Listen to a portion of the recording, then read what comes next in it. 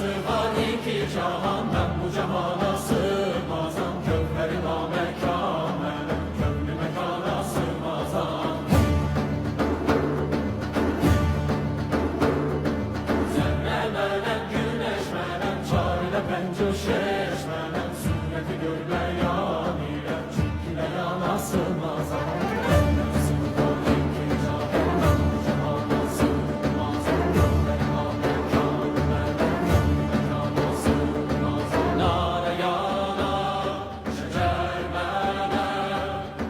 çرخچی خان